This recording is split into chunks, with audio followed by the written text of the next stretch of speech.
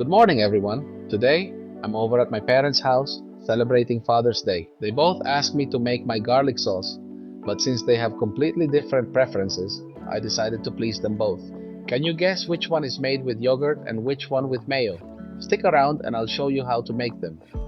We're starting off with our first ingredient, scallions. We'll need about 100 grams or 3.5 ounces. Make sure to give them a rough chop first, just to give your food processor a little helping hand. Next up, we have our mayo, about 200 milliliters or 7 fluid ounces, along with 6 chopped garlic cloves. Now, on to the parsley.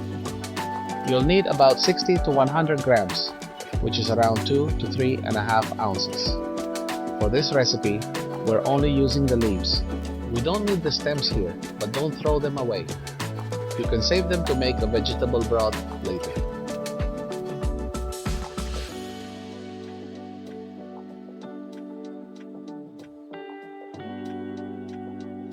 And our final ingredient, plain Greek yogurt. And as it happens, this is actually the one we'll be working with first. Now, we're adding half of all our prepped ingredients into the food processor, starting with the Greek yogurt and then everything else. Except for the mayo, of course, since that's the base for our other sauce. Depending on the size of the food processor you have at home, you might need to do this in batches. You will also notice that the consistency of yogurt is quite different from mayo. It's a bit thinner. If you want to thicken it up, simply add more herbs, meaning more scallions and parsley. You could also balance out the acidity of the yogurt by adding a touch of honey, but I'm going to leave it just as it is. We process everything real well, then open it up and pour it into a container.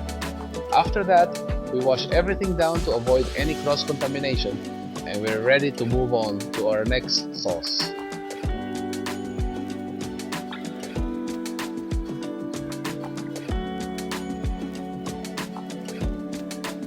Now that everything is nice and clean, we're going to repeat the exact same steps as before. As you can see, these sauces are incredibly quick and simple to make. Compared to other recipes you might have seen, this takes no time at all. It's the ultimate quick fix if you have unexpected guests over, or if you're just sitting down to enjoy a football match. Plus, it fits anyone's lifestyle, whether you want the traditional version or the healthier one. This sauce is so versatile that it pairs perfectly with almost anything. Bread, carrot sticks, you name it. It's truly a lifesaver for any occasion.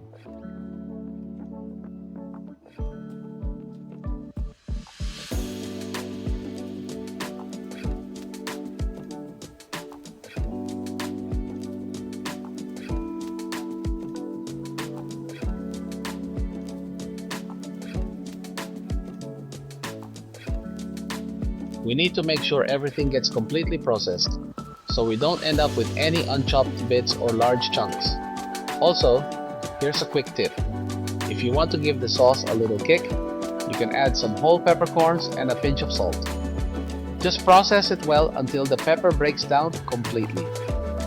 Ideally, you'd want to let it rest in the fridge for a full day so the flavors blend and the sauce builds more body. But hey, if you're in a rush, it's perfectly fine to serve it straight away.